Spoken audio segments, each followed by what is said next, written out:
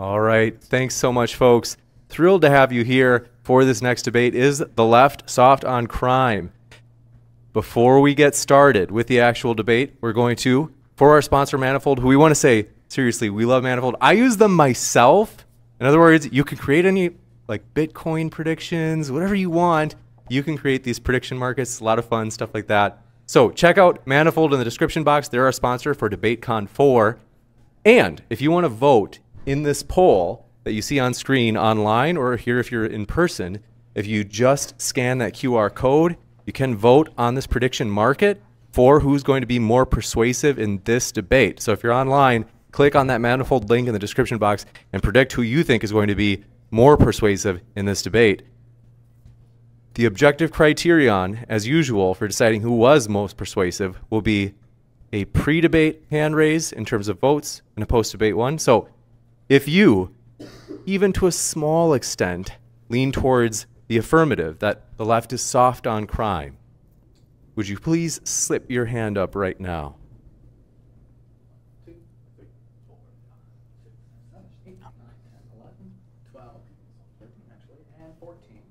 Cool. And then if you would say, no, I actually don't think that the left is soft on crime, you slip your hand up. Even if it's just a smidge where you're kind of like, no, I don't think they are. Okay, 14-4. Cool. So with that, we usually start with the affirmative. So for a quick 10-minute opening statement, we're going to kick it over to our speakers. Thanks so much. Sean, the floor is all yours. 10 minutes? 5 to 10. Okay, I don't need that much time. So to me, it's pretty obvious that the left in the United States of America, in particular, is soft on crime. What are the names of the most recent left-wing movements when it relates to criminal justice? You have defund the police, abolish the police, which means they want to pull law enforcement off the streets. They want to redirect it to social workers, which by their own admission is a softer approach to the law enforcement approach in terms of criminality. You also have prison abolitionists. These are people who want to reduce the incarcerated population. What is the reason behind that? Because they believe it's too punitive against the people who commit crimes in our society. In terms of punishment, most left-wingers in the United States of America are against the death penalty. Now, you can agree or disagree with the death penalty all you want, but I think we can all understand that the death penalty is the harsher position in terms of criminality. So in a bunch of different regards, the left in the United States of America is clearly and obviously softer on criminal justice related issues in terms of what their ideal prison population or prison setup would be like if you're not even in the abolitionist camp. They talk about Norway. In Norway, they had a mass shooter. He killed, I believe, 100 and something people. One of the stories after he got his 20-year sentence for that thing, I believe it was 23 years, was that he was upset in a Norwegian prison. Why? Not because they were putting him in isolation or anything they would do in the United States of America. It's because his PlayStation 2 games were very outdated that he was playing while being incarcerated. This guy was not your normal shooter. He was a terrorist. He had political motivations. And this is the model that we're told to look towards as the model for the United States of America for the future, where your top sentence would be something like 23 years maximum for a crime. So in all these different ways and all these different respects, I think the left is softer on crime, and I don't even think that they're in denial about this. So as far as this premise goes, it's not even really a question, unless it's rhetorical. You got it. Thank you very much for that opening, Sean. We'll kick it over to Cypher for his opening as well. Thanks for being with us. The floor is all yours. Thank you, James. So first, let me start off by thanking James or in Modern Day Debates for putting this panel together. The conversations and debates hosted by you and your team are important to the public discourse. Also, I know how much work that it does take to take this kind of convention on, so I'm sure that the audience here and myself are appreciative of that. But let's go ahead and get started. In order to answer the question, is the left soft on crime, we must first define what is the left and what does it mean to be tough on crime. First, when I say the left here, I am talking about the broad spectrum of American politics that encompasses liberals, Democrats, progressives, and those that are further to the left than them. The right will be conservatives of all stripes, traditionalists, Republicans, and those further to right as well. If my discussion with conservatives online is any indication of this, I think most would agree with me, and I'm sure that most Democrats and liberals would as well, if not all of them. Next, what does it mean to be tough on crime? For the sake of this argument, I believe we should focus at, or look at, what is the best ways to punish criminals, reform criminals, and bring justice to victims, and prevent crime from happening in the first place. Conservatives tend to focus on zero-tolerance practices, such as the police going after the lowest levels of crime with more of a focus, lowest levels of crime to get people off the streets, tough prison sentences, even for minor offenses, with more of a focus on incapacitation rather than reformation. Basically, throw the book at them and to get them released off the streets. Within criminal justice circles, this approach is most often referred to as broken window policing, which seeks to prevent crime by eliminating disorder to go after the lowest levels of crimes with the hopes of actually deterring the highest levels of crimes, even murder and rape. And in the 90s, Rudy Giuliani was its patron saint. But we must ask ourselves, does this approach actually work at reducing and preventing crime? The answer is it is complicated, with much of the data being actually mixed. Cities that did not implement this approach saw as much reduction in crime as those that did. Many people believe that tough sentencing guidelines deter crime, but in actuality, it has virtually no impact because criminals, for the most part, believe they will not get caught and therefore not get punished. More police on the streets seem to actually reduce violent crime, but at the expense of trust on society and with police, and especially with policing focused on zero-tolerance policies and broken window policing. Additionally, felons find it hard. Oh, sorry, I missed my place. Sorry. Then there is the level of punishment, not allowing for redemption or rehabilitation in numerous conservative states like Florida. Once a person is released from prison, they are required to make restitution payments. Failure to make these payments is often a violation of parole and will land the person back in prison. Additionally, felons find it hard to find employment after being released, while those who are locked up for even the most minor of offenses lose their jobs. Why wouldn't recidivism be high under these circumstances? One of the co-authors of broken window policing, George Kelling, said that he didn't expect it to be used in the way that it was and would not have recommended policies such as stop and frisks in an interview with Hidden Brain in 2016. Going all the way back to 1982, Kelling and Wilson stated, quote, "How do we ensure that the police do not become the agents of neighborhood bigotry? We can offer no wholly satisfactory answer to this important question." Furthermore, the authors use this metaphor not as just an approach to policing itself, but to society broadly. It wasn't just criminal disorder that was the problem, but social disorder broadly.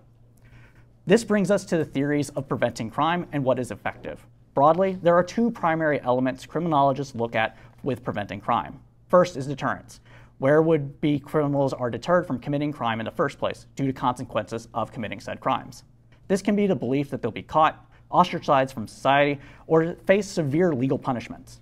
Secondly is the belief that society is just, whether the laws are executed justly, the laws themselves are just, and whether or not economic opportunity broadly is shared. Make no mistake, it is the level of societal fairness itself, not just whether or not there is equality under the law, that this pertains to. Think about it. If laws are not enforced fairly, then justice is not administered fairly, and social trust in society breaks down. What happens when social trust is low? People become selfish. Because if everyone is not following the rules, then why should any individual? If people at the top are scamming for money, participating in economic rent-seeking to get ahead, exploiting people below them, etc., then why not break rules, norms, and laws? Why would you not do that to get yourself ahead if everyone else is doing it? Why not do some crime? And we have data to back this up. Periods of low social trust correspond to increases in crime, as numerous studies have shown, going back to at least 2008 with Pew Research and going further back with Robert Putnam's Bowling Alone. What other sorts of things create the conditions for crime? Are there other social and environmental factors that contribute to a crime that we can implement policy to address? What if I told you that neighborhood makeup itself contributes to crime? Around 2014, the Rand Corporation did a study that looked at why the black-white crime gap existed. When controlling for purely economic stances, such as income inequality and wealth inequality, they found that crime dropped substantially, the gap between crime, but about 40% of it remained.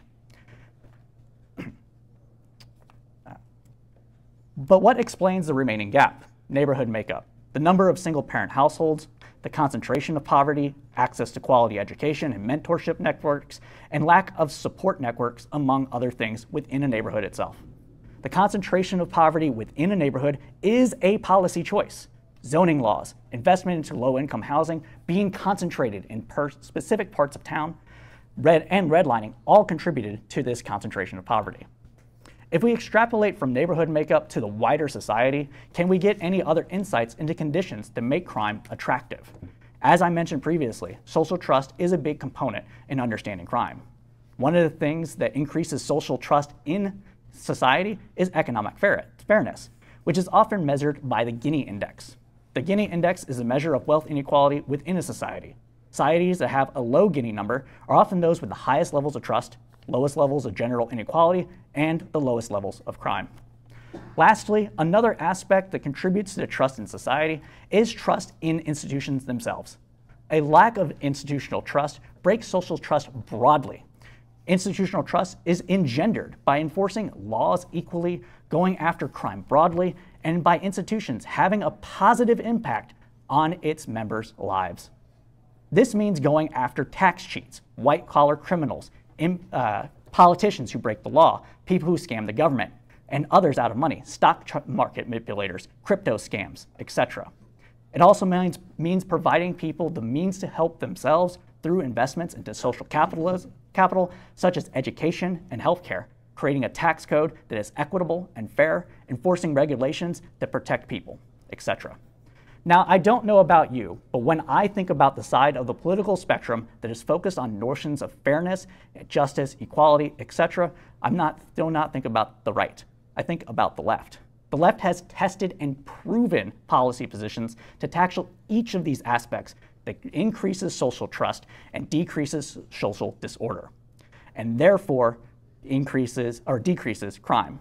It is for these reasons that I not only believe that the left is not soft on crime, but is in fact tough on crime. With that, I conclude my opening statement. Thank you very much for that opening statement. We're going to kick it into open discussion. Excited that both of you guys are so well read. The floor is all yours. Okay, so it's interesting that you bring up redlining as one of the things that is a contributing factor to crime. And I do agree that social trust is important, which is one of the reasons why broken windows policing was instituted to maintain order so that things looked orderly so people could feel that and have more trust in society. Like a lot of broken windows gets kind of strawmanned into enforcing all the small petty laws, but what it's actually about is identifying specific crimes that have downstream effects on other crimes in specifically New York City, where this was kind of pioneered. So William Bratton was the head of the MTA police, and he started enforcing fare evasion. And the theory behind enforcing fare evasion wasn't to just go after people who couldn't afford to pay the subway. It was this idea that, you know, there's a lot of thefts and other problems in the city of New York, like in the interior of the city. And possibly the people who are committing these crimes are also not paying for the subway, which kind of makes sense. If you're willing to stick somebody up for their wallet, you're probably not going to be too worried about jumping the turnstile. So when this was enforced, they started arresting people. They would run them for warrants. And because it was a paperworking nightmare, they actually brought the mechanisms to run their warrants into the subway. And they found that and this is in the 80s, I believe 1984 is when this was first instituted.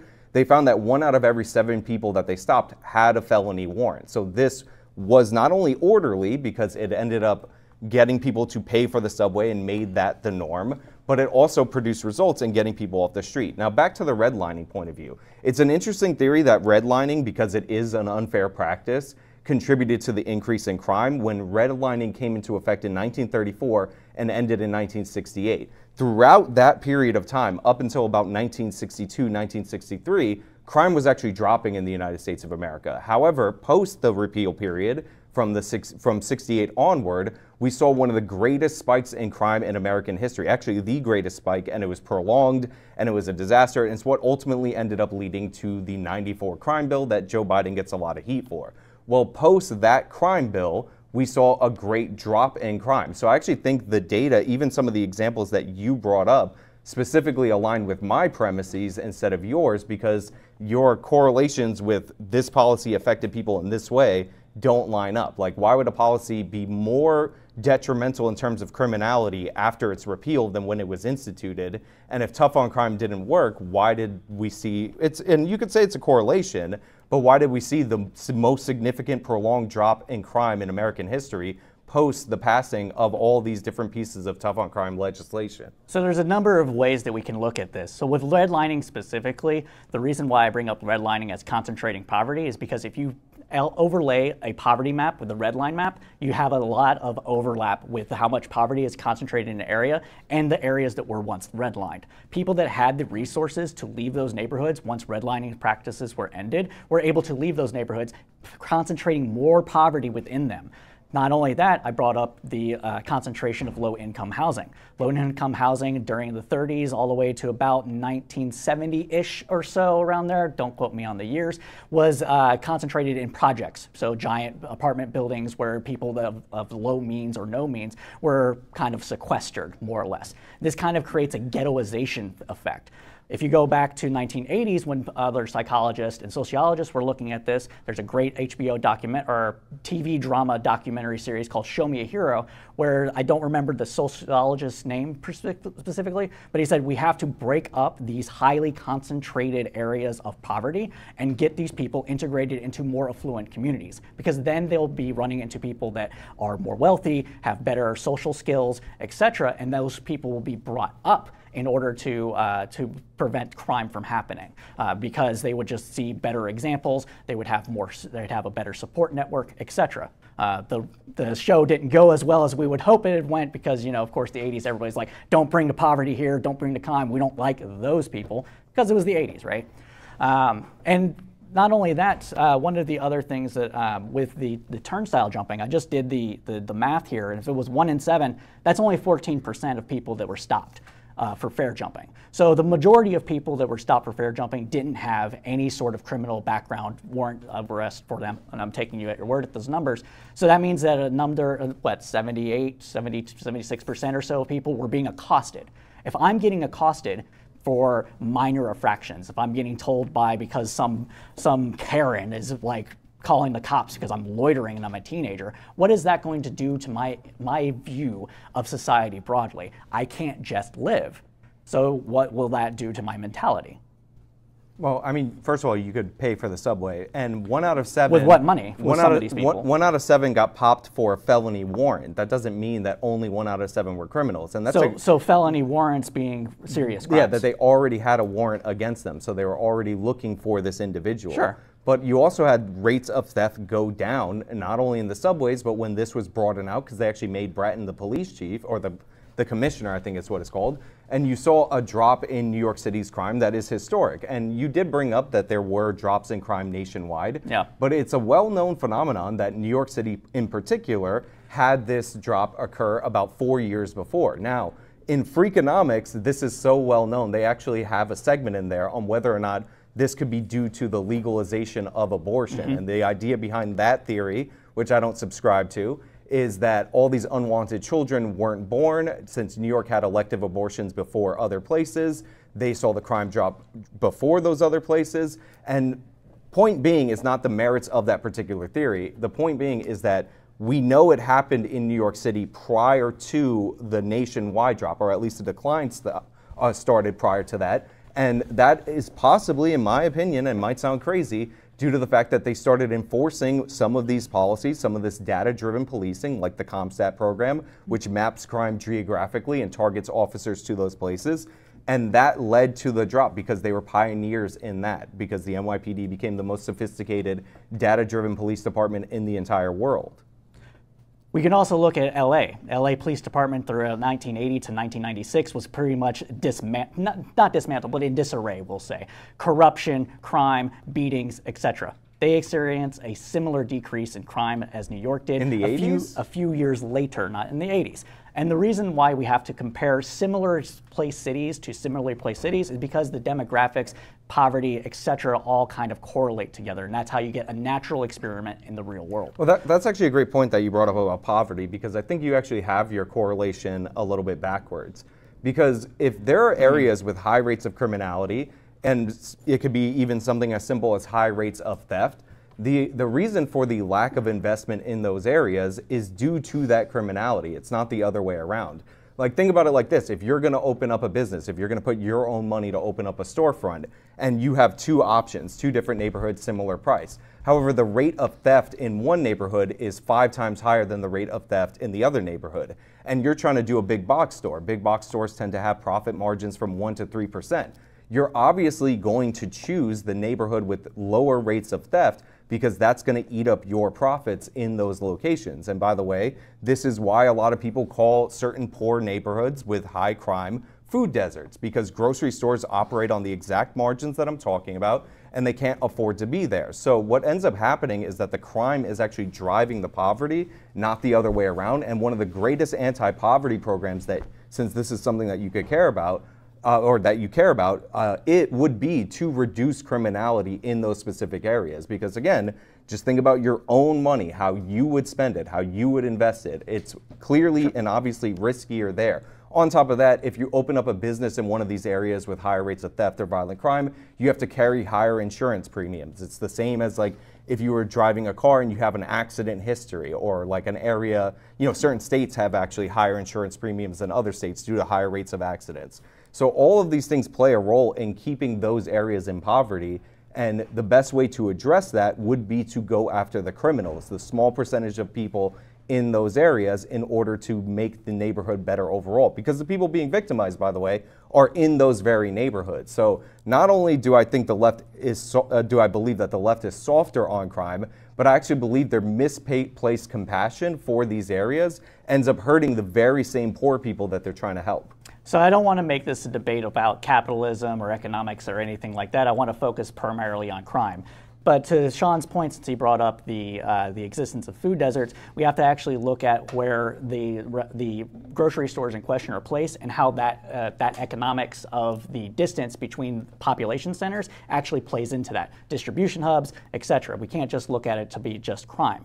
With that said, I don't disagree that there is a vicious cycle here. Poverty creates crime, crime creates more poverty, etc., and it's a vicious cycle. So we have to tackle both. The whole premise of this debate is whether or not there is a better way, or if there is a good way to tackle crime itself, and whether or not it is tough on crime policies or other policies that the left would take on it. And that's why I have the positions I have. I believe that the positions of tackling poverty, tackling mental health, tackling economic fairness, enforcing rules against people that are above us, that are breaking those rules, also impact all of these things as well.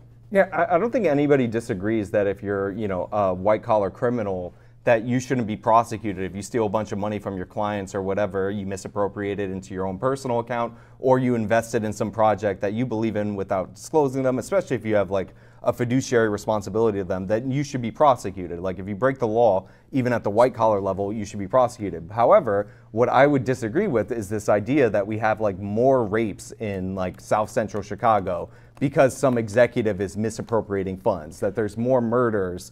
I mean, you can't do it as a one-to-one comparison like this. It's like a cheese. It's like Swiss cheese, right? Everything stops on top of each other until you get a whole block. Yeah. So, like in the District of Columbia, what they find when they arrest somebody finally for murder is that they have 11 other previous arrests under their belt before they get to the point where they commit that homicide. So that's a weird correlation. So we can well, it's because people don't typically start at murder. Well, no, I mean, I'm saying that how are we going to know which 11 of those crimes would participate? My point is that DC also instituted a bunch of criminal justice reforms that I think have backfired, and I think it's way more efficient to hold somebody, I don't know, maybe call me crazy, after they committed crime number 7 in jail, prosecute that seriously. Sure, but that's not necessarily tough on crime stance. That's just common sense. If we're having a tough on crime stance, maybe we can say that this is generally in the 90s where you had a 3-strike rule, but the 3rd strike could be something as simple as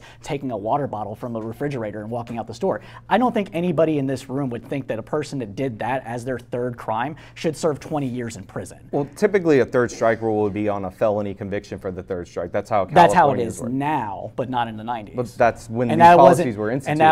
And that wasn't just. And when we're talking about tough on crime policies, they said any crime, any kind of crime that you would do in this situation should result in the 3rd strike.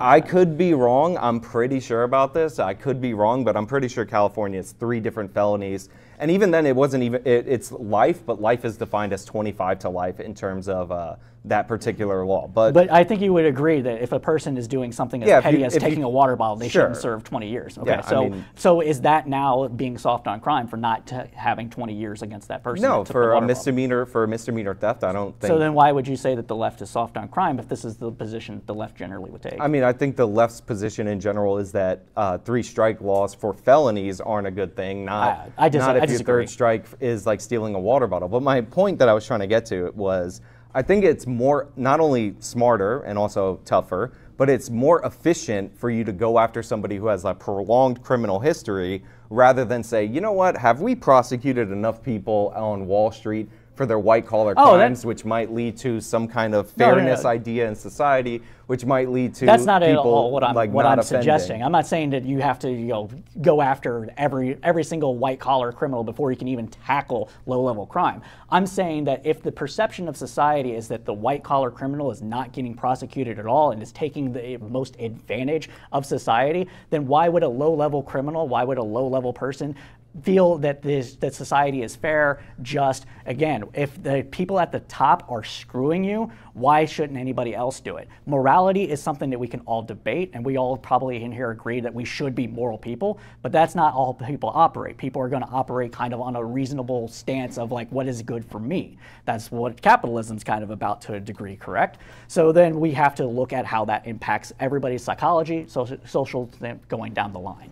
Yeah, again, like this is why I think the left is in general softer on crime, because you're talking about like the perceptions of fairness that the criminal has while they're committing this crime, and I'm talking about a basic, simple thing. Like if you have a long history, I agree with you. We put you in jail for the purpose of incapacitating you so you don't repeat offend. And with the bail reform movement that's going on right now, there are actually issues with some people on the left, broadly speaking, not being, I guess, hard enough when it comes to it. But broadly speaking, the left is not doing that. Broadly speaking, you have prosecutors, district attorneys, etc., that are going after homicides very harshly.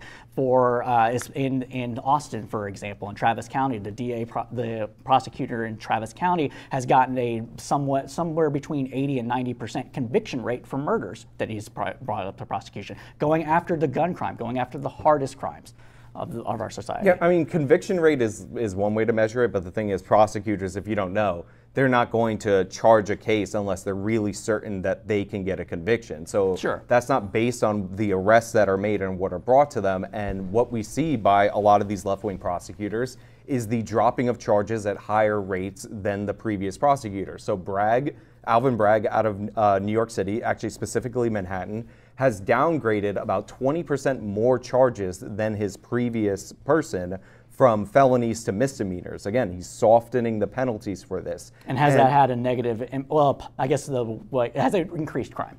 In New York City, we have seen a dramatic crime increase. Have we seen a dramatic crime increase in New York City specifically because of these policies? Can we prove that yet? Or, or is it because of other situations that we've had in society that's happened over the last 4 years? There's actually multiple factors in New York City that combined. And again, DA Bragg is only the district attorney for Manhattan. So like, one of the things that I would examine when I'm looking at him is when his office puts out that essentially they're not going to pursue any jail, they're not going to try to jail anyone or hold them in prison in his opening memo unless they commit a homicide or an attempted homicide. You would look at the previous crimes that would get you prosecuted before, like gun crimes, and realize that even though shootings are up overall in New York City, they were actually up significantly more in Manhattan.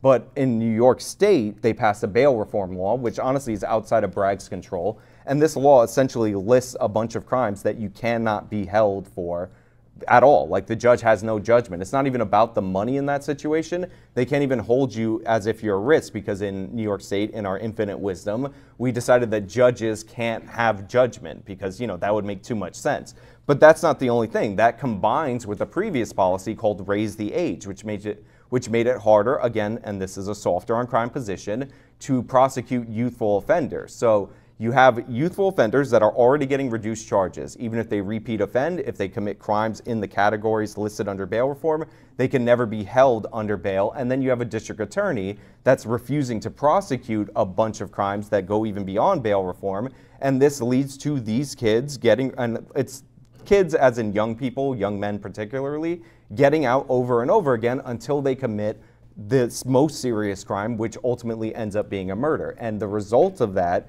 in 2020, or 2020 from 2019, the year-over-year increase, was a 47% increase in homicide in the city of New York, which is the greatest increase year to year in the history of the city. It set us back in terms of the raw number of people that were murdered back to 2010 levels. It had been dropping since 1995 consistently, and all of a sudden we get a jump that shakes us back 10 years. My math's not very good right there. So what if I told everybody in the audience here that non-prosecution of minor offenses actually led to a 30% reduction of serious crime?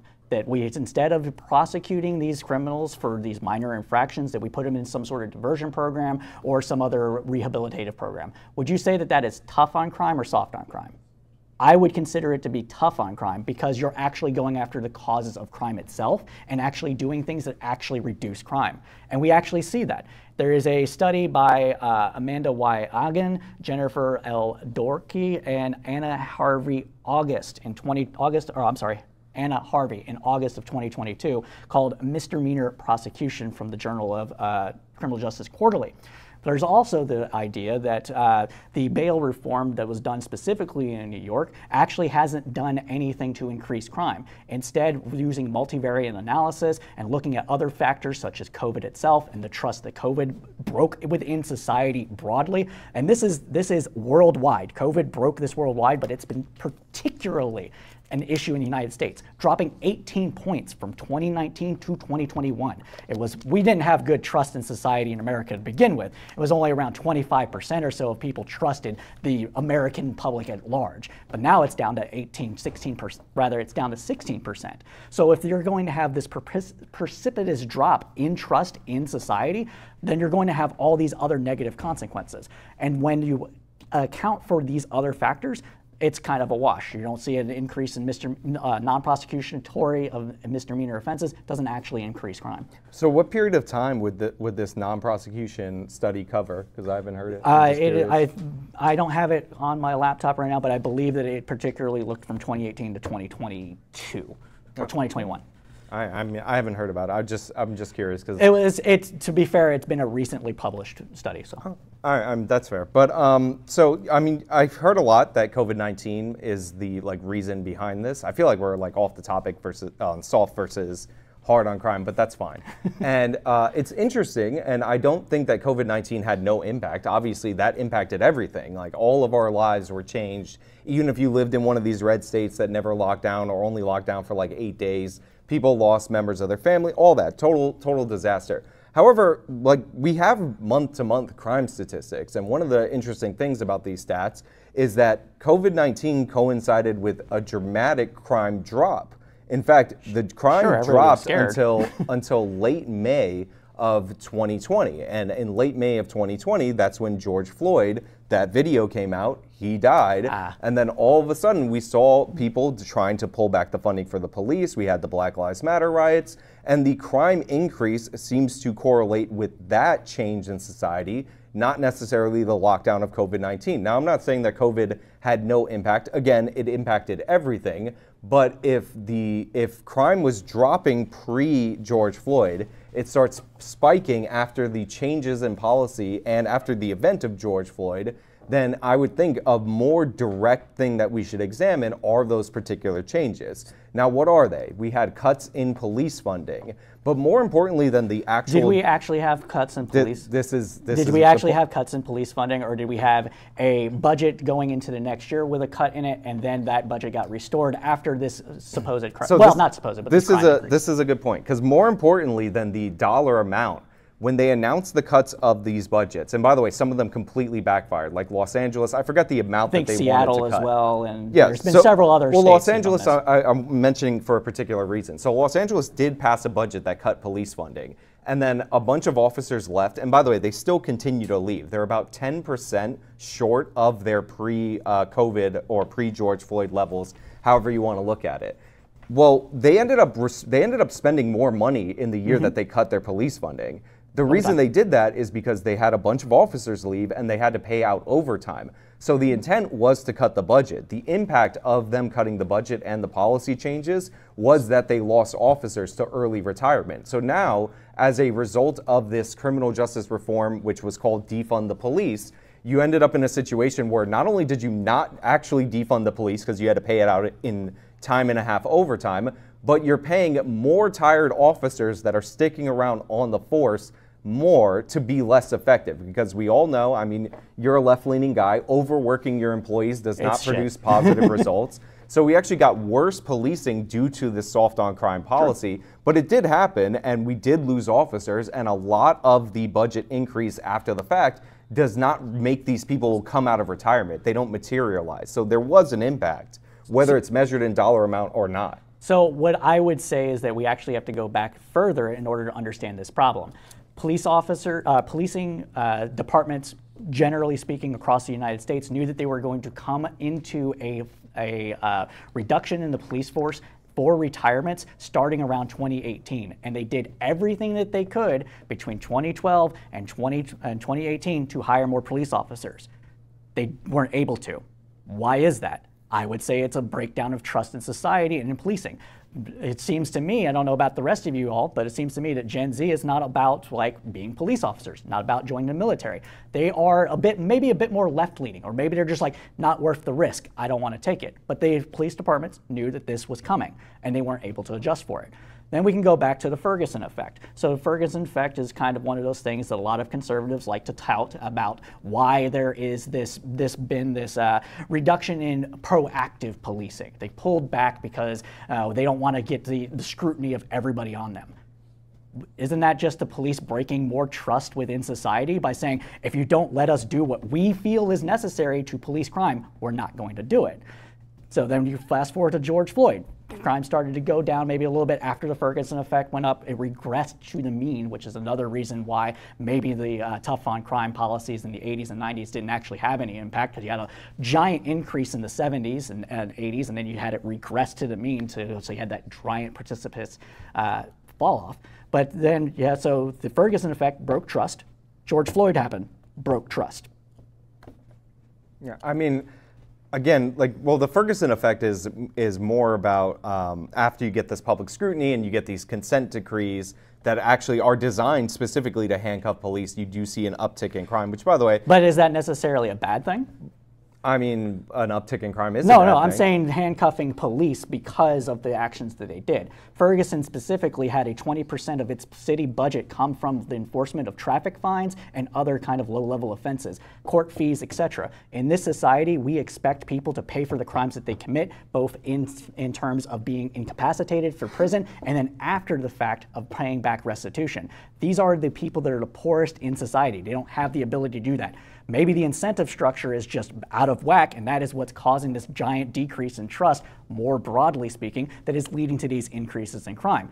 For example, one of these ways that we might be able to tackle this solution is rather than having a flat fee for speeding, you have it be based on percentage of income or something like that. Now, I know that's going to make conservatives go, oh, that's not fair. And a lot of liberals, too, are probably like, that's not going to be fair. But it would change the incentive structure to go after not the poorest of people, but anybody that's speeding in general. And then when you have that, you have the laws being enforced more equitably. And not only that, you don't have a person that's sitting in jail because they can't pay $200 because they only make $1,000 a week. They have $20. It's still going to hurt them. It's still part of their income. It's still going to suck, but it's not going to be a life-changing amount of suck. Yeah, I mean, you would run into equal protection problems under the law. And I'm not saying that that's not a thing. This is where we can argue about that. But I am saying that this is one possible solution to that could actually increase fairness. I would say that the lack of trust in terms of Ferguson was probably down to the lies about the Michael Brown incident. Like that probably... Why were those lies believed?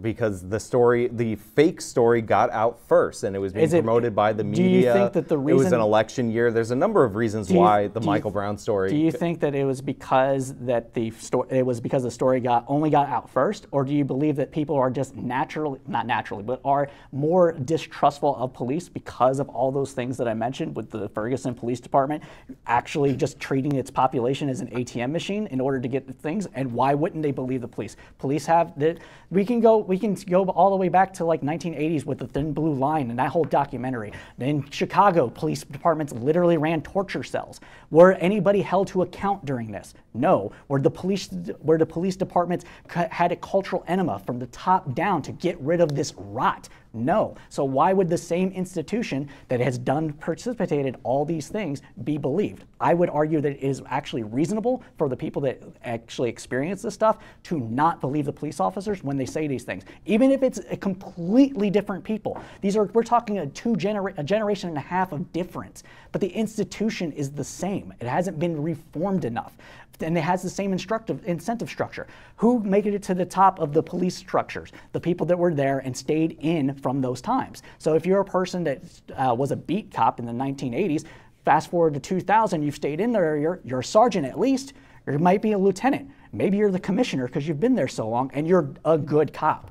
But you didn't tell your friends to not do these things. You didn't stand up to the amount of civil rights that are being violated to people. And so for those reasons, you have this lack of trust. I mean, I would say from the residents of Ferguson, the overwhelming majority of them in their testimony told the truth, that actually saw what happened about the Michael Brown case. So these people who are being impacted by these ticketing practices, the majority of them told their side of the story. I didn't say they're going to lie about the police. I'm saying they're going to be more people surrounding the area that were not there as present. Michael Brown's friend told a story about his version of events. Well, it was Michael Brown's friend, and then the fact that his body was left there for 4 hours. And that was broadcast on the national news. And I mean, you're like distracting from the point. I'm saying that the lack of trust in policing from the Ferguson event has to do with the fact that probably even today, a majority of people think that Officer Darren Wilson murdered Michael Brown when that's not the case. You think that has nothing to do with... I mean, you have 3 autopsies that confirm that Michael Brown went for the gun, he was charging him, he never put his hands up, but people still chant, hands up, don't shoot. In London, they chant, hands up, don't shoot in honor of Michael Brown. When the London police don't even have cops, Michael Brown never had his hands up, he never surrendered. So this lie not only managed to pervade across America, but it went around the world. Do you think the hands up, don't shoot is specifically because of Michael Brown? Yes. Or because of, okay. Well, then I think the Michael Brown chant of hands up, don't shoot comes from the Michael Brown case. It comes from the Michael Brown case, but the reason people believe that and still go with it, even despite the fact that they know that there's plenty of people that know that Michael Brown was an aggressor here, that still say hands up, don't shoot. Why? Because other instances of policing, killing people, killing civilians, unarmed civilians, even though discounting people that might have been engaged in violent scuffles with the police, because we can all say that, you know, I have a gun on my hip, I'm rolling around with you, I might pull it to shoot you. Because I mean, Michael Brown was unarmed because he was in the act of trying to arm himself when he went for the gun. So in that moment, he was unarmed. But I already gave you that. My point is that there are instances that break down trust in society, to break down trust with police officers. So the reason why people, to me, believe this hands up, don't shoot isn't just because the lie got out first, and that's probably part of it, but it's also because of all these other instances that I mentioned. Well, what other instances? You just said there are other instances. Well, there's about 250 or so people killed by the police every year that are unarmed and not necessarily involved in altercations. Of 250? Roughly. For unarmed? There's like 1,000 total. Are you sure about that? I am 90% sure. Well, for argument's sake, let's bring it down to 100. The point is that it is a good percentage of the people that are killed by police are unarmed and are not necessarily a lethal threat to the police officers or those around them. I mean, I just want to point out that 1 out of 7 people popping for warrants, you said 14%, that's really low. But for some reason, like the 9 unarmed black people that get killed a year on average, by the way, unarmed includes, like Michael Brown, actively trying to arm yourself. Or if you're in a car driving at the police, yeah, it does. Go look at the breakdowns of any given year of these cases. No, I'm saying I don't think it included. I don't think it would include he's him. Listed as somebody who's unarmed because he didn't get a hold of the gun. You also have people driving their vehicle at the police. So when you actually look at these specific cases of like the actual unarmed people, even if it's like 9 or like 11 or 13 in a really bad year, when you break them down, it's usually like 3 that are even debatable on whether or not it was justified, which I don't think is a lot. I don't think that's the reason why people are distrustful of the police. You don't think I do think people on the left who have convinced people, and by the way, you can look at polling on this, the more left-leaning you are, the more likely you are to believe that 10,000 unarmed black people specifically are killed by the police. We can talk about the knowledge of the U.S. about every number of different things. Famously, if you're that TikTok influencer, Jeremy, and you're debating my buddy Nuance Bro on a Twitter space, you're likely to believe that a third of the black population gets killed each and every year while being unarmed by the police. He's probably a paid shill, but we can talk about how many people. I mean, but that's an influencer. He's platformed, and he is helping breaking down trust in society as well. I'm yes, not discounting but I think that. it's the lies about law enforcement that contribute more by people who are softer on criminals rather than the actions of law enforcement that are leading to this distrust. I think it is the way that police act in their day-to-day. There's things that we need to do that I'm sure most conservatives would agree with. One thing is called quotas. Should there be quotas of how much you go out and like give someone a speeding ticket or stop loitering or something? No, I don't think anybody agrees with that. That's stupid. That is going out and looking for minor infractions in order to accost people that are just trying to live their lives. Yeah, they might have jaywalked or they might have sped. Like who hasn't? Who hasn't sped in here, right? I've gotten 3 speeding tickets because there's a bunch of speed traps in Texas. Everybody in Texas knows this, right? You'll be going 55 miles an hour and bam, it hits 35. Cop right there. Should I have gotten a speeding ticket? Probably. But should they go out and like actively look for all this stuff when there's those traps in order to get this money to fund their departments? No, that should not be done. And all these things contribute to the lack of distrust.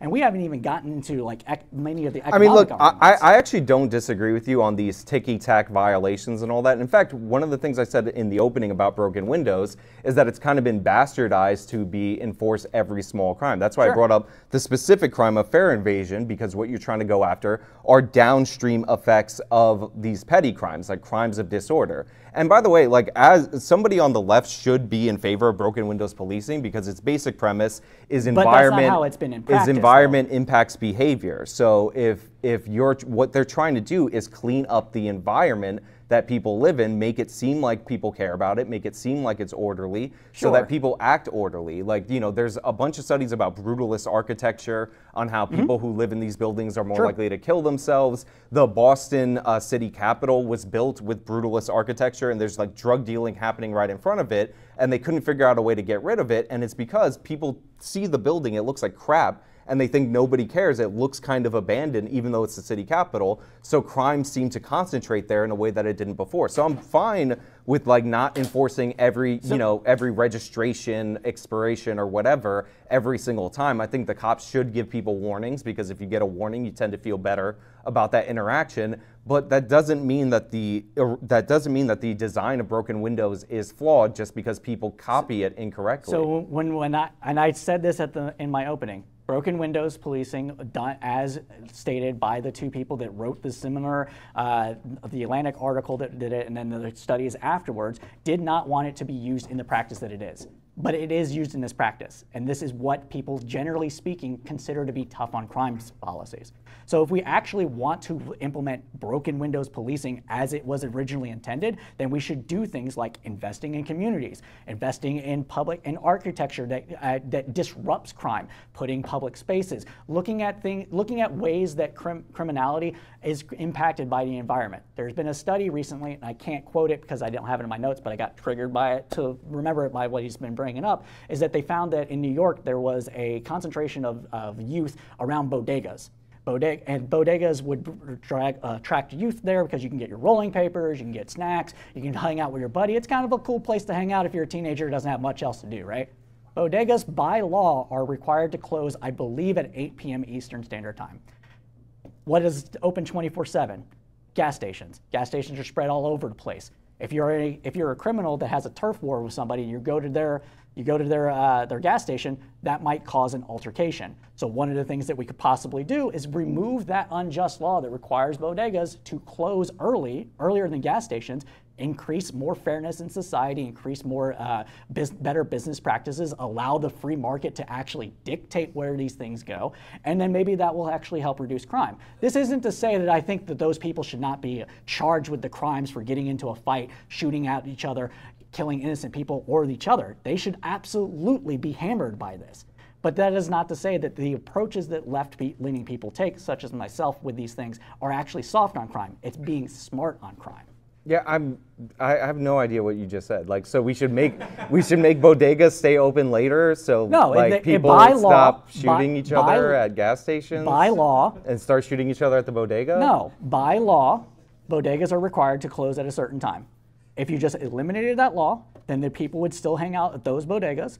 If there is a turf kind of situation where a lot of us will agree in this room that a lot of crime is gang related, is related to things such as honor culture and beefs and stuff like that, and you don't have to go into other people's turfs in order to just do what it is and that's just hang out, then maybe that will have a positive impact on crime, meaning reducing crime. Again, this isn't to say that we should not hammer people that are engaged in it, but we can do things that actually stop crime from happening in the first place, and these might be one of those solutions to it. I'm not saying it's a perfect solution. I'm not saying this is what we should only focus on. I don't understand how it's a solution at all. Like, so because, because the bodega's closed, the people at the gas station. No, so if we open the bodega, okay, so this should be. Let me explain this really quick. It should be fairly easy to understand. So, Bodega 1 in Area A is owned by Area A gang. Bodega 2 Bodega 2 is in Area B and it's owned quote unquote by Gang A or Gang B. Gang A and Gang B have beef. They always fight for whatever reason, right? You have a gas station between those two that is open 24/7. That's the only gas station in the area that both of those groups can go to. So when the bodega is closed and they don't have a place to hang out and get the things that they need, rolling papers, etc., they both go to that.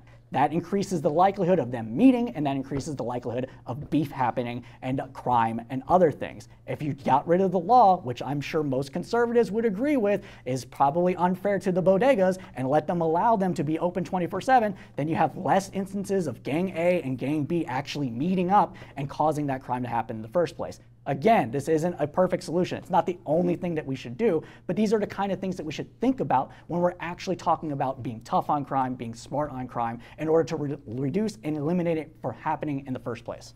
I mean, look, I'm in favor of bodegas opening later. I mean, it's really difficult for me to get the things that I need because they close early. I don't know. Maybe I'm not smart enough to understand this, but I do think maybe here's a crazier theory.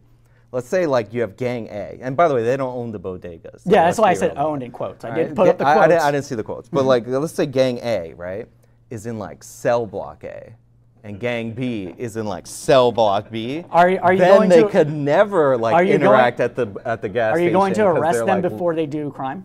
I mean, usually they're like participating. No, I know, crime. but are you going to arrest them before they participate in crime? Well, no, okay. we don't have pre-crime. It didn't work out. I saw that Tom Cruise movie. So if you're not going to arrest them before they commit crime, then you can only arrest them when they commit crime. When is the most likely scenario where they're going to commit crime? When they're just kind of, I don't know, peddling drugs on the street, or when they to do crime that most people actually care about. I don't think most people care about selling a loose cigarette, selling a joint. I don't think most people care about that stuff. Not that we shouldn't enforce it. I'm just saying I don't think most people care. When we're talking about serious crime, it's going to be when they actually interact, because that's when they're going to get violent. That's when they're going to settle beefs. That's when they're going to do the honor culture thing. Oh, you over there, you've said some shit on fucking TikTok, and now I gotta represent and go over there and be like, hey, you fucking said some shit about me, so I'm going to kick your ass. That is more than they're more likely. Yeah, but wouldn't like the gangs have their own like gas stations in their territory? Like again, this was a loosely analogy in order to demonstrate the point. Okay. All right. So in this town where there's two gangs, two bodegas, and one gas station. It's just to explain how this situation works. I'm sure everybody understands now. All right. I don't, but it's That's okay. fine. I know. So Sean, one of the questions that I have for you is, do you believe that poverty has any impact? Do you believe poverty itself is a contributor to crime? It can be, for sure. Okay.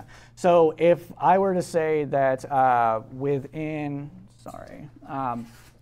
I'm trying to pronounce, Deshpande. So Manansi Deshpande did a study where she looked at SSI payments prior to the 1996 welfare reform and after the 1996 welfare reform.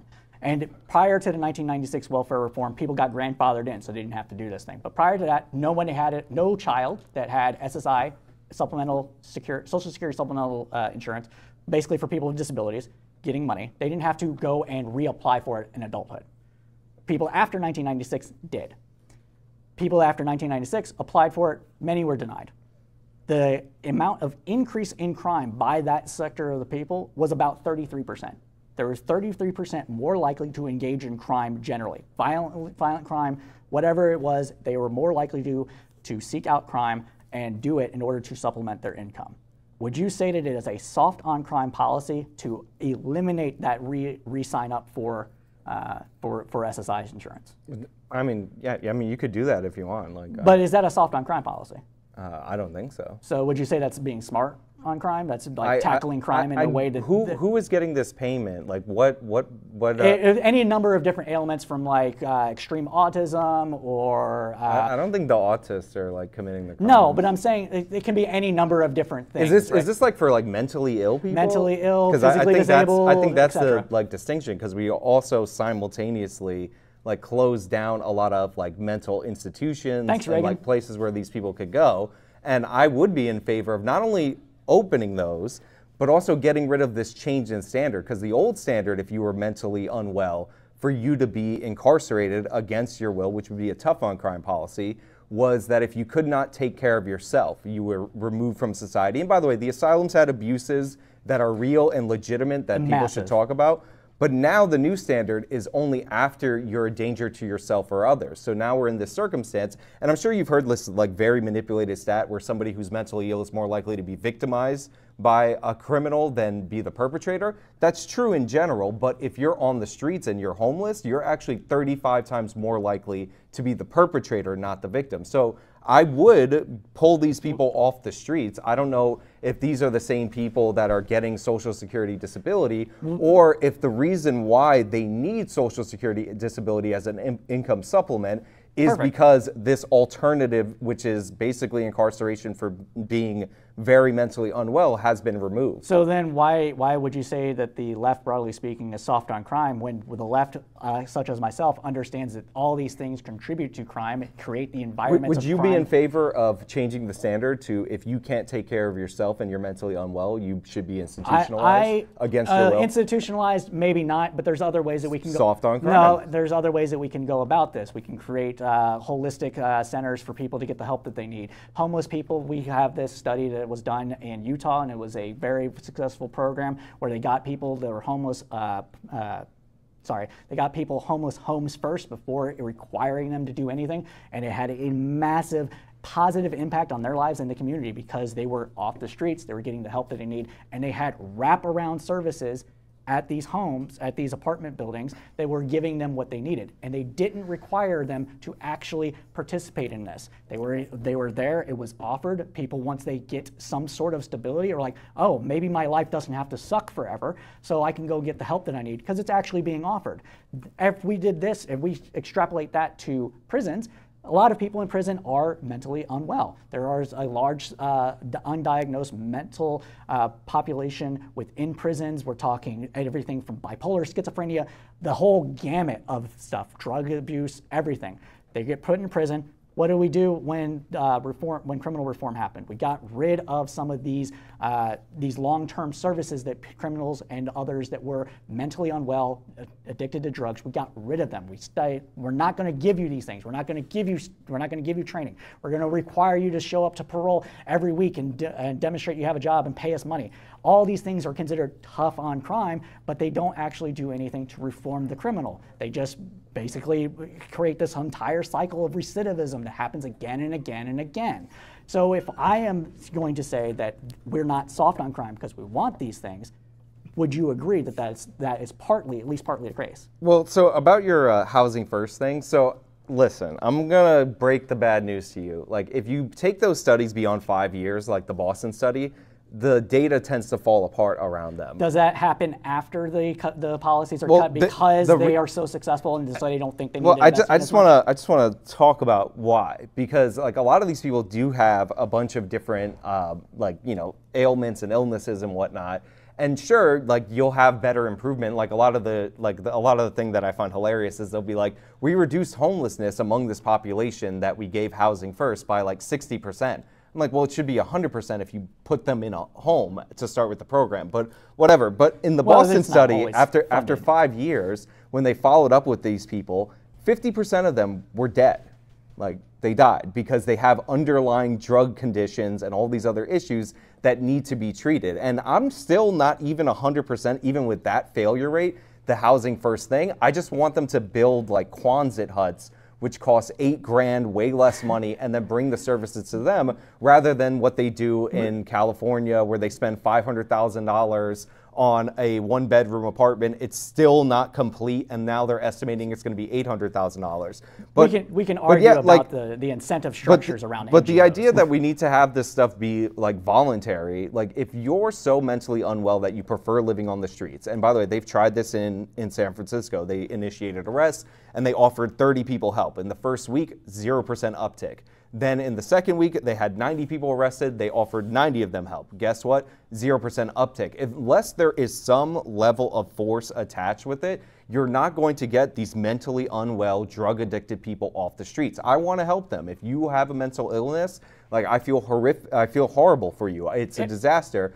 If you are severely addicted to drugs, I don't want to enable you like so many left-wing cities do. Like in Los Angeles, they're giving people crack pipes, which is absurd to me. The original reason that they gave them needles was because you're trying to reduce HIV transmission. That's not the same for crack pipes. Safe use sites have shown to have various different impacts that are positively done. Well, they don't even do the use sites. They do the needle exchanges. So those end up all over the streets, and you end up with more problems from that because you're basically supplying and enabling this population with no force attached to have them get any help.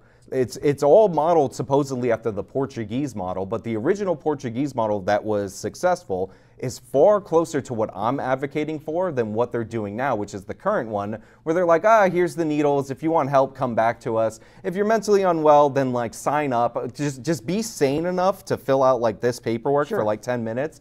And then come back. Like you have to attach force to them, and that involves changing the standard from a danger to yourself or others to if you can't take care of yourself. We should go back. If we don't want, like I have this crazy idea in terms of crime policy. If we want the crime rates of 2019, then we should go back to the policies of 2019.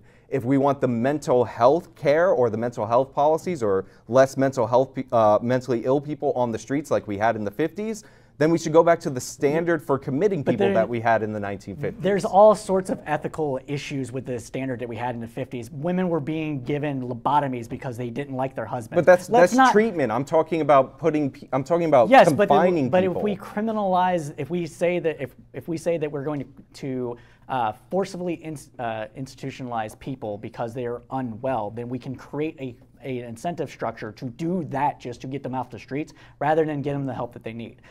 So you're saying that you're in favor of a softer approach? No, this is not a softer. This is not soft on. This is not soft on crime. I would say that this is being smart on the situation, because to me, when I hear tough on crime, I'm hearing throw the book at somebody. I'm hearing lock them up, be as strict as you can. They committed a crime. I don't give a fuck what they did or what the kind of situation they're in. I don't care if they were on drugs. I don't care if they're having a mental break. Well, that is true. I don't care. Right. So if you rape somebody, I don't care if you had a sad childhood. So if Sean is saying that he doesn't care, but he wants to see people be institutionalized for having these kind of situations, right? Then that is kind of incongruence to me.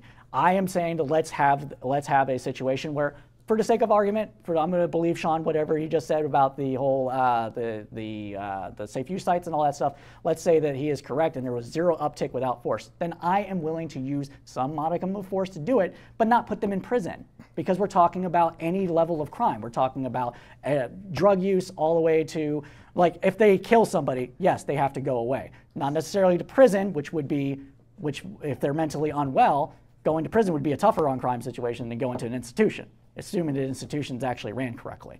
So if Sean is correct, then I would consider that to be a softer approach on crime than what most conservatives would actually adhere to. So when I say I don't care what you did to the, like if you break into my house, like I don't care how your childhood was. Like if you're we're talking about mental health. Yeah, if you're mentally unwell, which is a different thing, then yeah, if you have a condition, but I want to actually have the power to get these people off the streets because I don't think it's good for them to leave them there. And on top of that, I said institutionalized, like well, as that's in, not prison, in a mental.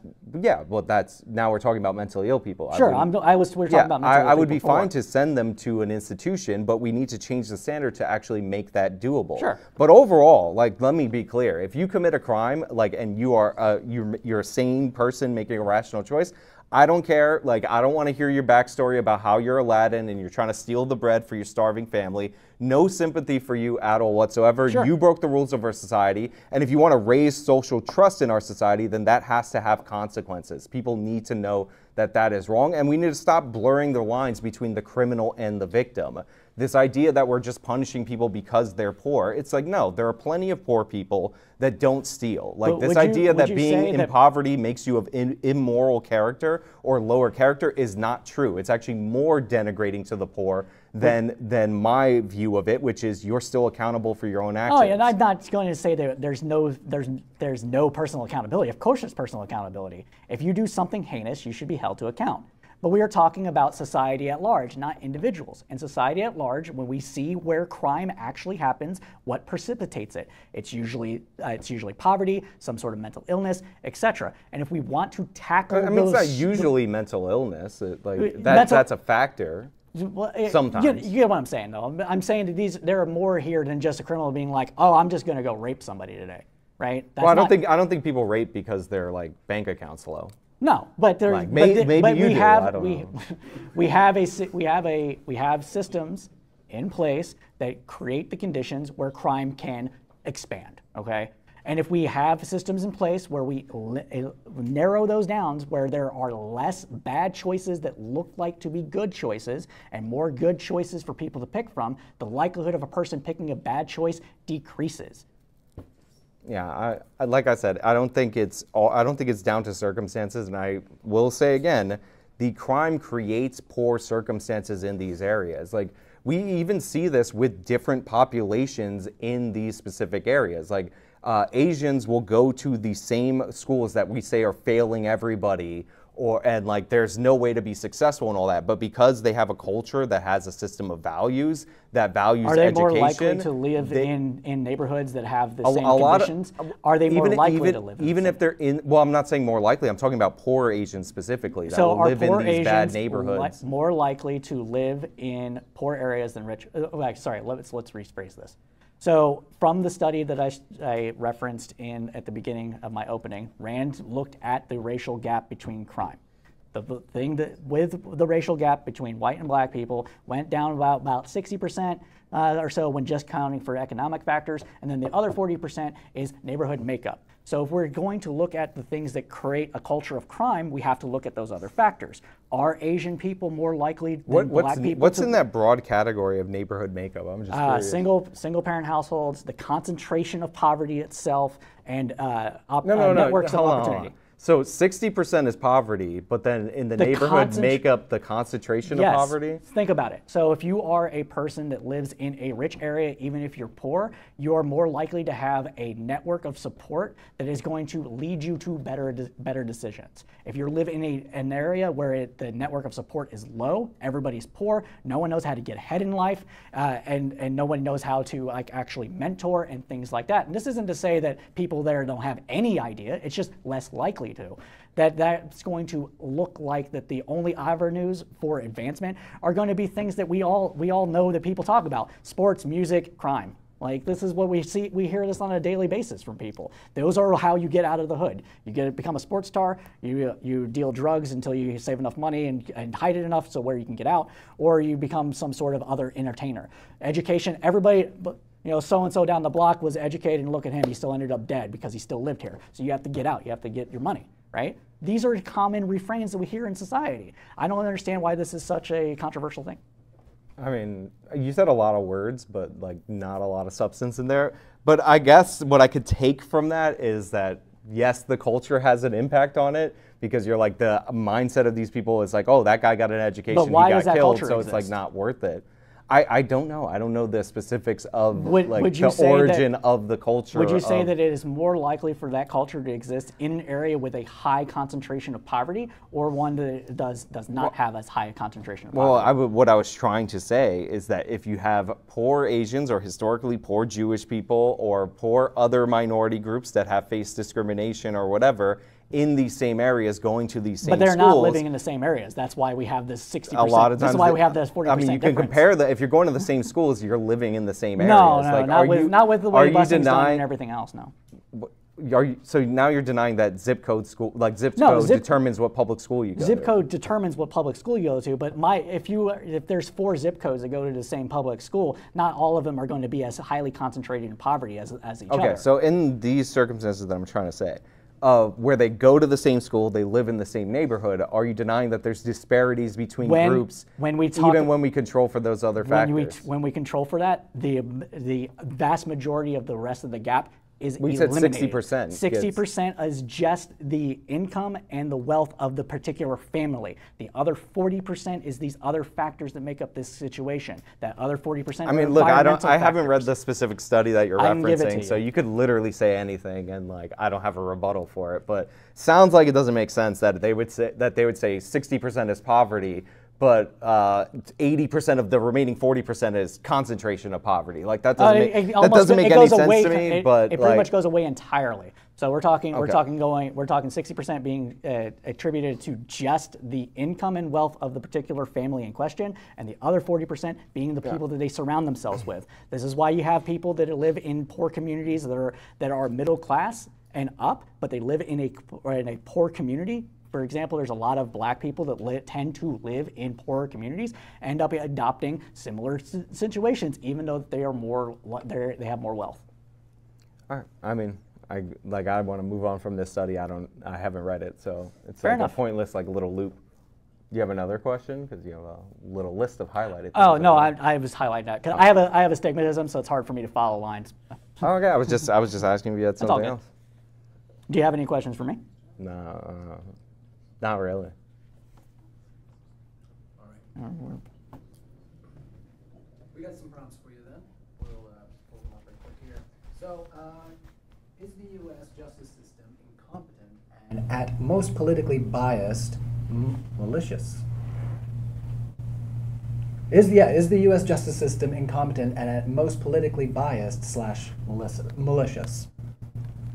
Is it incompetent? I mean, it depends. Like, we don't have one solid justice system. Like, crime is a local issue. Like, most of your police departments are local. There are statewide police. Obviously, you guys are well aware of, like, you know, federal agencies like the FBI, but there's only like 4,000 or something, like, special agents at the FBI. So they're not as broad as they're, like, represented in media. So certain, like, justice systems are completely incompetent. I think I talked about the New York one. I think the Philadelphia District Attorney's Office is completely incompetent. Larry Krasner is a disaster, and one of the things that we've seen under his, I'm not going to prosecute anybody, I'm going to downcharge all of this because I have to fight like old school racism that's in the system, that like one day he's going to win that fight. Like, there's no metrics for when he does, but he is going to win it. And you see homicides going to record numbers in terms of raw numbers, and the highest murder rate that we saw in Philadelphia since, I believe, 1996. So, like, I think that system's incompetent. There's a bunch of little systems across the country that are incompetent. But as far as politically biased, I mean, I feel like that's like off on a whole separate tangent that has nothing to do with what we're talking about. So shame on you for that prompt. To answer the question, I think that I'm not comfortable saying that there's incompetence, but I am comfortable enough to saying that there is a large level of ineffectiveness with policing and prosecuting in general. And I say that because the clearance rate for most crimes is abysmal, and it has been since the creation of modern policing, going back to roughly the 1940s, you would say, or so, is when modern policing came into being. I'm sure. Sure, okay. For argument's sake, we'll just say it's the 40s. Because, what is it? So petty for theft and For most levels of theft, it's only around 25% of people that commit theft are arrested. For murders used to be the highest. That was at 78%, and I think it's dropped to roughly 60%, or maybe even lower. It might be 40% now over the last 5 or 6 years. And I think that the reason why we have this kind of level of ineffectiveness is going back to some of the things that I mentioned. We have a lack of trust within society. We also have some issues. Well, I'll give you like snitches get stitches, or one of those situations where we probably shouldn't say that too much, right? But we also have this large trust deficit, generally speaking, in American society, and I think that contributes to it. Because why would you, if you don't trust the police to actually do the job correctly or not to harass somebody, why would you report a petty crime that you saw? Maybe you don't want to see that person dead. Not saying that's the reality, but if that's what people believe, then that's going to impact the level of clearance rates. Yeah, I mean, for clearance rates for thefts are lower than, I think even like the most like petty thefts are probably lower than you're even giving them credit for. As far as homicides, in and around 60 to like maybe high 60s, depending on like what year you're looking at. I think that's about right, but that's because homicide is like the easiest crime to solve. Most of the time somebody's killed by somebody that they know, you have a dead body, so there's no dispute on whether or not this person is actually dead. Like, it's pretty straightforward. That's why historically it has the higher clearance rate. But one of the things that we've been seeing is drops in clearance rates for homicides, specifically in left-wing cities that push these soft on crime laws. And one of them, now granted, it's also one of the most corrupt series, so much so that HBO made a whole series on it, which is Baltimore. They've seen their clearance rate drop below 30%. That's absurd. And part of the reason why that's also happening, and that includes special clearance, where the person who did the murder gets killed, and then they figure out that person who's already dead, so they don't have to make the arrest. That it's below 30%. And the reason why is because murders just went up so dramatically in that area that they're completely overwhelmed. So yeah, the clearance rate is gonna go down in a bunch of places when you see a dramatic spike, because they're not equipped to handle investigating all these different homicides. But you said that Baltimore is one of the most corrupt cities in the U.S. So if the corruption was less, do you think people would be more likely to go to the police and report any level of crimes? And if you believe that people don't just graduate to murder suddenly, that they also do lower offenses, do you think that would have a positive impact on the clearance rates if that trust was engendered? I mean, I think if you were to like prosecute people in Baltimore, like when they actually do get arrested, because it's not like they're not arresting enough in Baltimore. But they're not pursuing it. They had DA Marilyn Mosby, who created a unit specifically to let people out, like of prison. But if we have, like, you have all these district attorneys that are running on letting people out of prison, like getting criminals off of consequences. And again, this is a left-wing thing. There's not a lot of right-wing guys that are like, I'm going to release 10,000 inmates. If there's been if this study that I cited earlier is correct, and there's been a 30% decrease with non-prosecution of these kind of offenses and going to diversion programs or other things, is that soft on crime, or is that being? Yeah, I don't necessarily believe that, though. Why don't? Okay, well, you don't have the study in front of you, so I'm going to give you the benefit of doubt. But if you had the study and read it and were able to do it, would that possibly? If that was true, like, then I mean, I guess I would look at the misdemeanors, and maybe they're not worth prosecuting. Like, that could be true. All right. All right, I got another one here for you. You said you didn't like that problem. You guys had a lot of fun with it. All right, so the next one. What is the best solution to prevent each of the following crimes? Shoplifting, fentanyl and other drugs, violent crime.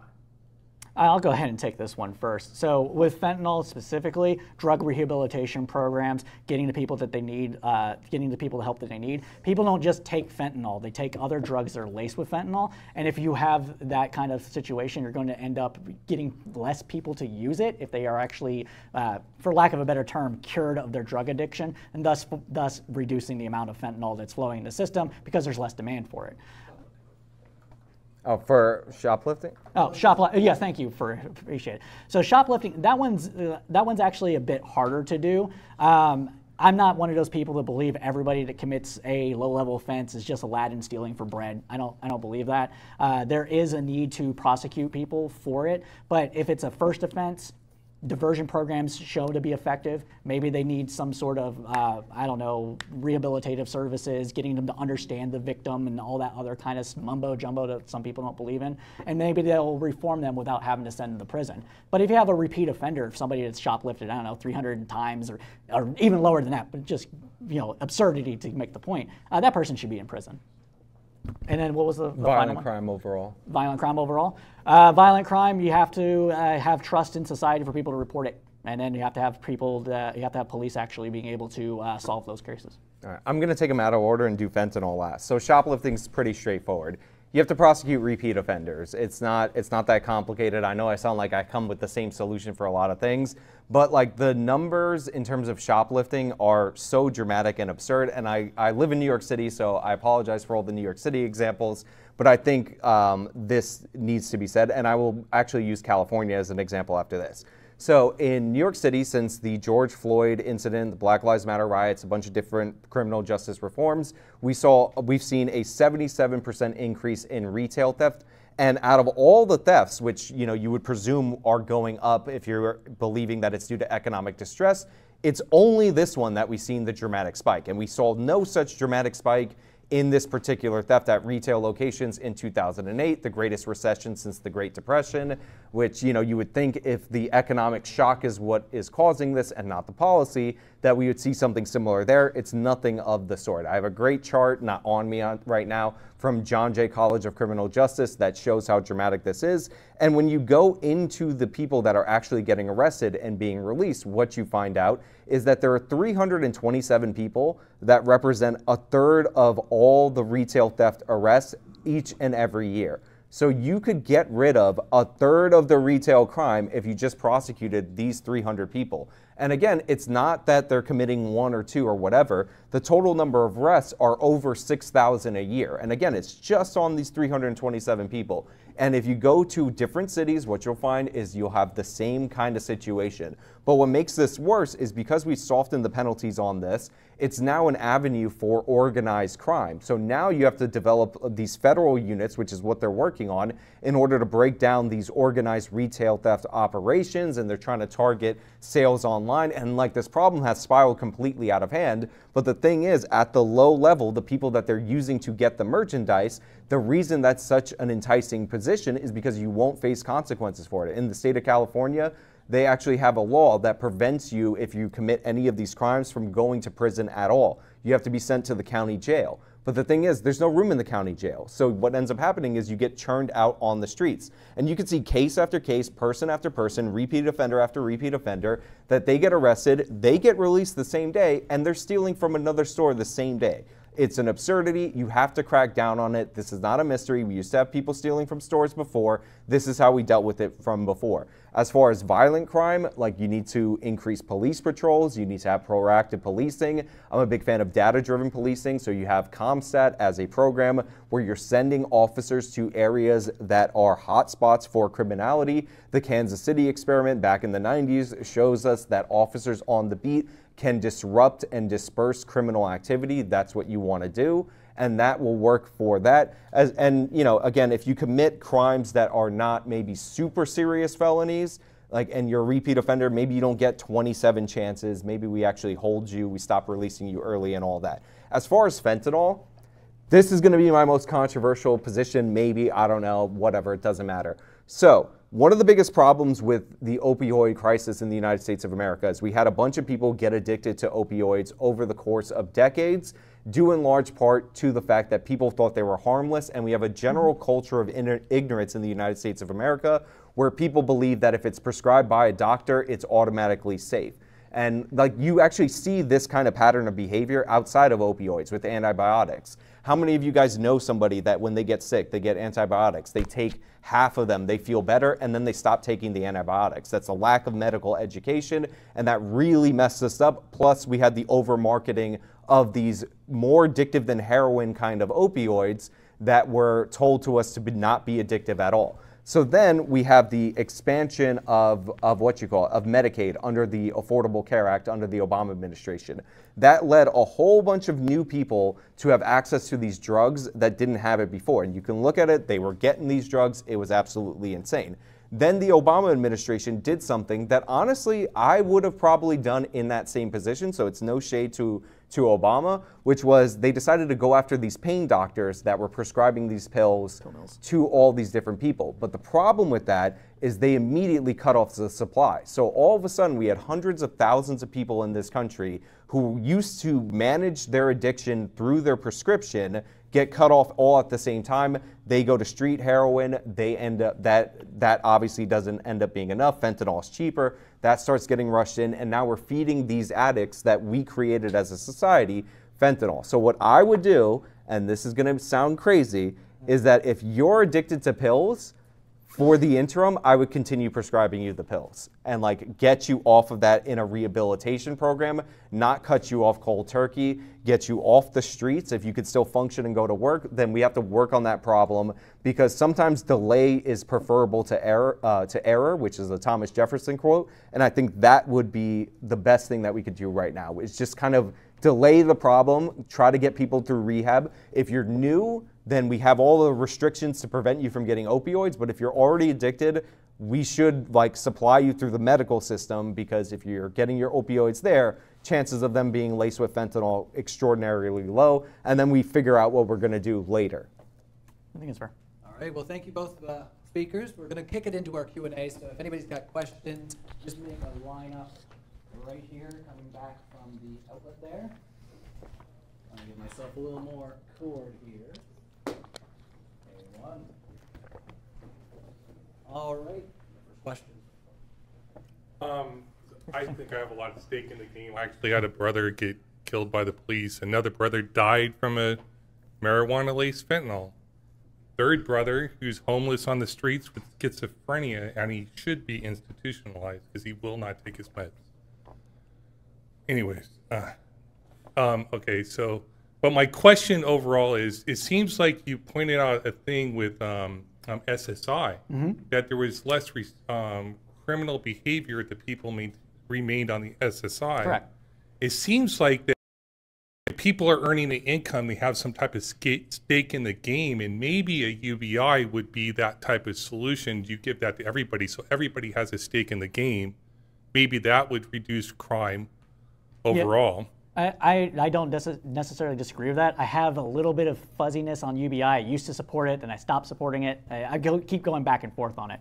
But the particular study in question basically said, how did people maintain the income that they had?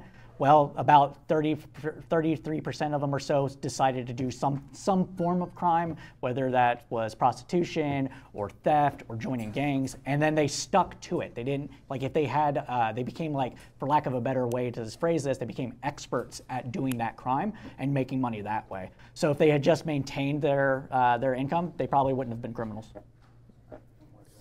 I did have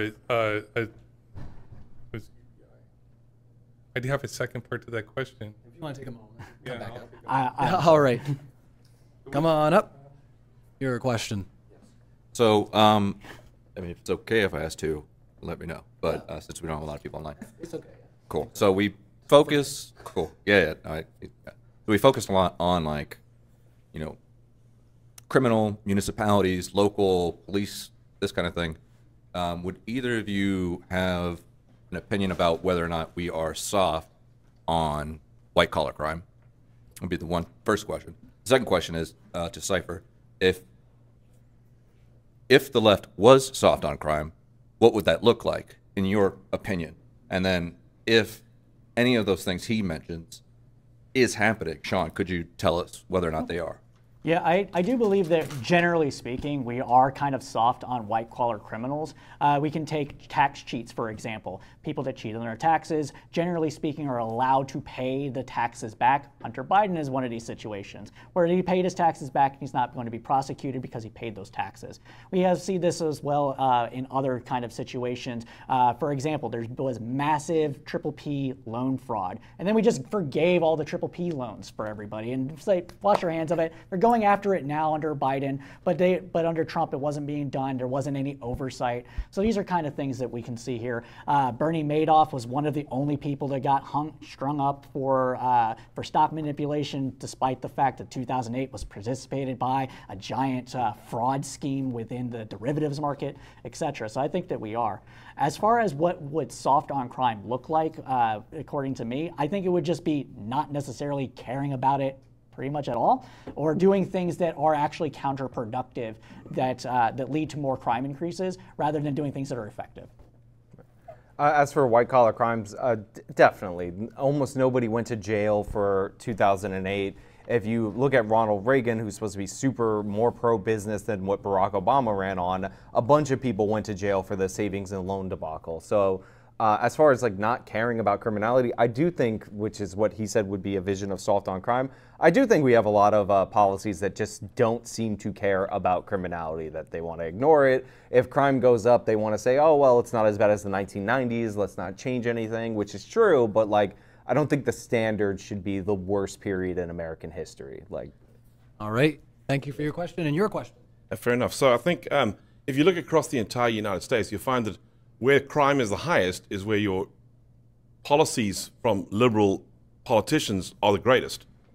Mentioned San Francisco, mentioned Pittsburgh, mentioned New York City, mentioned Austin. I'll just pull up the stats for Austin. 52% higher crime than the rest of Texas and 74% higher crime than the rest of America. That's just in Austin.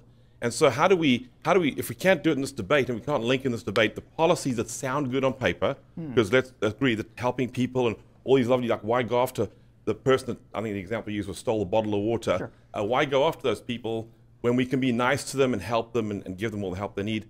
But when do we ever link those, what sounds good doesn't work in practice? Back to your point of higher crime, we should change the policy. Yeah, so I think what we have a lot of situations is that a lot of people just rely on intuition rather than looking at things that what works. Hey, the broken window policing sounded great to everybody. It sounded great to lefties during the time frame. It started great to conservatives. You're throwing the book at them, and you're also doing things in a system that reduce the chances of criminality for happening in the first place.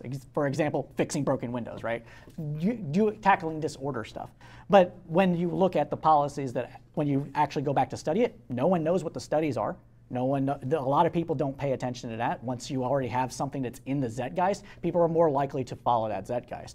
To kind of answer the question a bit better, though, is that we have to actually look at the kind of things that are effective and actually target those positions. So, for example, if we know that not prosecuting certain crimes leads to a reduction of crime, we shouldn't prosecute them as far as people going to jail, but we should get them into diversion programs. That should be done. If we know that income inequality and wealth inequality are contributors to crime, then we should do something to help alleviate that.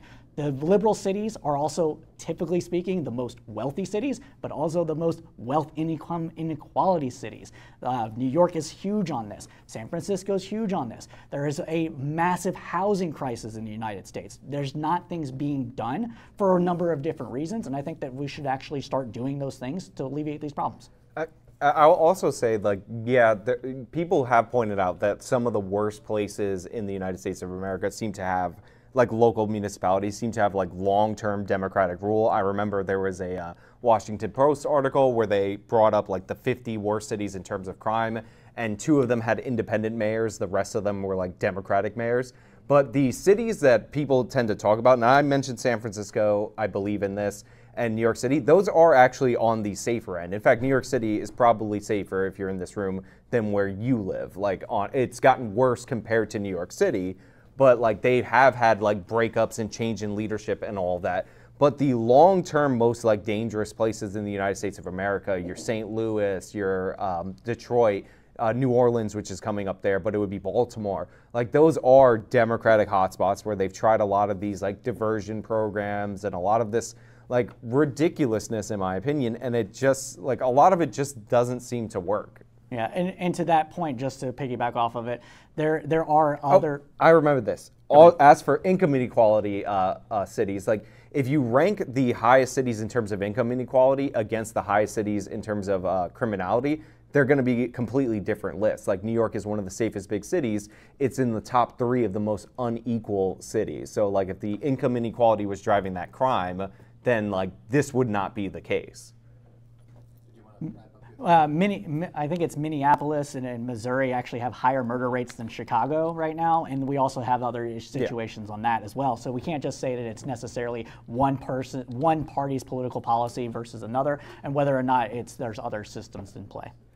All right. Well, thank you guys, and your question. I remember it. Thank you. So, and it has to deal with the violence. It seems like if you look at the actual violent crimes, I more care about violent crimes than I do a lot of the more petty crimes. But it's something like 90 to 92% or 88% of all those crimes are committed by men. And I believe there's a link behind the ability of men to cope with anxiety in their life. And when you commit violence or you exercise or whatever like that, you receive dopamine rushes that help you overcome that anxiety.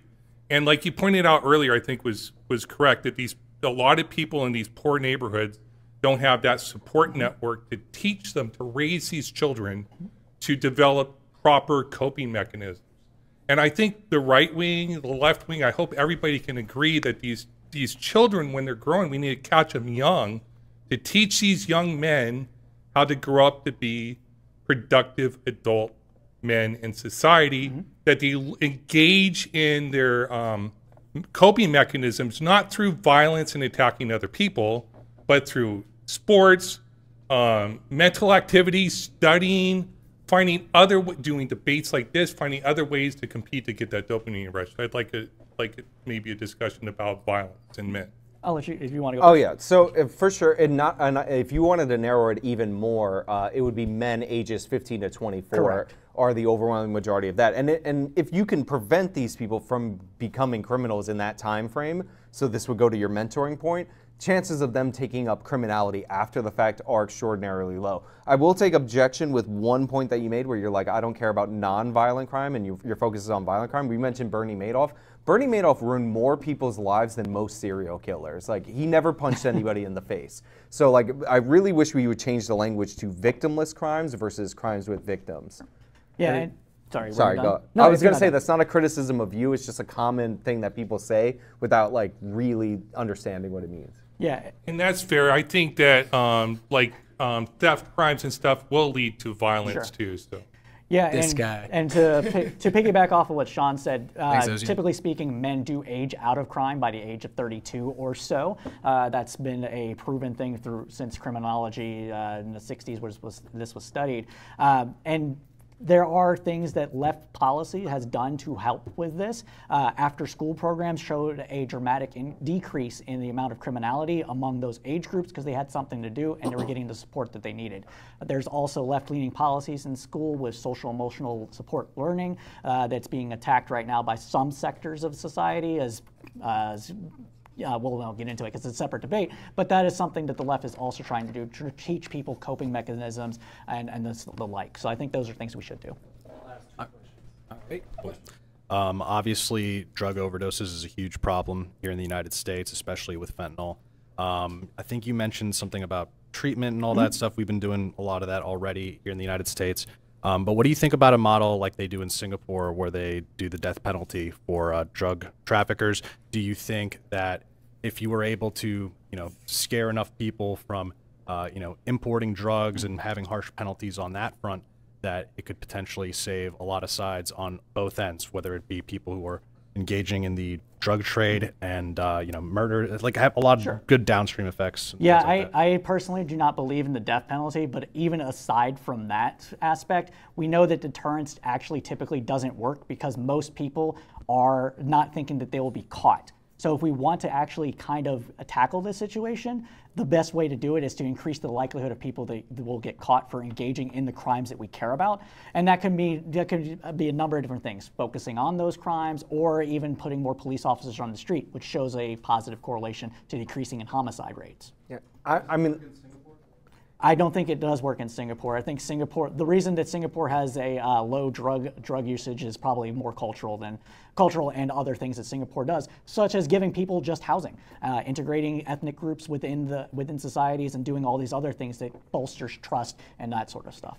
It does work in Singapore. I would not go that far. Singapore is a police state, but yeah, it definitely works. Like, go look at their crime or anything versus us. But there's a lot of things that we would not tolerate in America that they did, and like that's why I probably would not advocate for that. And when I say probably, I mean definitely. But to the point that that you're trying to make, and I do think this should be highlighted, if I can pull a point out of that. A lot of times when we talk about criminality or any issue, there's this obsession with root causes, like underlying causes and all that. But the thing is, sometimes the most efficient way, oftentimes the most efficient way to address a problem is to do it at the symptom level, not at the root cause level. And a perfect example of this would be earthquakes. If I gave you $10 billion to do with earthquakes, we know the root cause of earthquakes is shifting tectonic plates beneath the surface of the earth. So would you spend that money on trying to control those tectonic plates? No, because that would be a waste of money. We can't do it. We don't know what the downstream consequences are. But you would probably spend that money on earthquake proofing, which addresses the symptom. So even though I don't believe in executing the drug traffickers, like that's not a root cause argument, that is a symptom argument. But sometimes those arguments are valid. But you do agree that deterrence doesn't work. Deterrence works if it's swift and certain that you will be punished, but most people don't think they're going to get caught. So like, we'll have to move to our next question there, fellas. We do have to close our poll before we end, so okay. We'll get to our final question. Hi. So I guess my question is, well, I heard both of you basically say that career criminals should always be going to prison. Nobody's arguing against that, right? No. But like, when people are going to prison, though, it seems to be a college of just, learning more crimes, right? So if we had proper prison reform in this country, I would be curious what would that look like, and would that change your answers on how people are prosecuted? Because it seems like once somebody goes into prison, it's kind of game over from there. That's, what I mean? Like statistically, they're just going to be repeat when they get out, right? Yeah. So keeping people out of prison, for low-level crimes is obviously ideal. But if we had proper prison reform, like how would that change your guys' stance on? If we had rehabilitation programs that were proven to work and that ended up being the more effective route to go about getting crime reduction, then I think that would be in favor of that. We currently don't, and we don't have a lot of data to suggest that how to go about doing that. That said, I think that we do need to have certain things in prisons and society at large that does reduce the likelihood for offensive. So, for example, if a person goes to prison, what should happen afterwards? Well, they should get job training. They should get, there should not be check the box. Checking the box does all manner of different things when you're trying to get a gainful employment after being released from prison. That is a tough on crime policy, in my opinion. It should be done away with. We should do other things. Emotional and mental health services should be offered in prison in order to actually create an atmosphere where people can then, as we said for young people, be better manage their emotions, their mental state. Yeah, and for the reform question, I think the most important reform that we should do is get rid of super dense prison populations. So I would build more prisons in order to achieve that if you don't want to reduce population. But if you're in like California and you're releasing tens of thousands of inmates, then you shouldn't close the prisons and leave every other inmate very densely populated. Every single negative outcome for prisoners strongly correlates with prison population density. So that would be like the first reform that I would be on board with. But to his point, and he's right about this, we don't know who is going to be rehabilitated. We don't know why. A lot of the rehabilitation programs tend to have like a 5 years of good behavior requirement, so there's selection bias in there. So like I'm in favor of rehabilitation, but like we don't know how to do that, and if it makes you more of a criminal, then like we should probably not release you as quickly. Also, I have to say this, I have to summon Dark Magician because my friend drew it for me, so that's it. That's Dark Magician! Yeah. It's time to anyways, we won't do it. You have one quick question? Are we able to? Hey, it's Chud. Yeah. All right, you're here. Let's get down it. to the brass tacks, okay? What percentage of blacks do we need to deport to fix this once and for all? Oh, come on, man.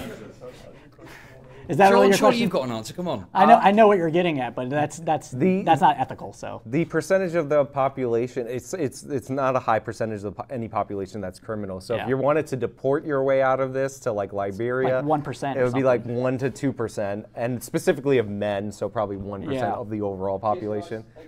Yeah, you're welcome. but we both agree that's not ethical to do. I'm sure. I mean, I like Liberia. Come on. I'm just kidding. I got you.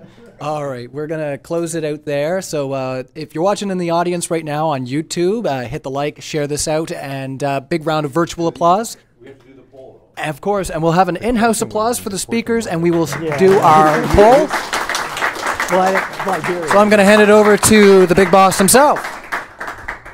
Thank you so much. What we're going to do, folks, is if you can put your hand up, if you lean to any degree with the affirmative on is the left soft on crime.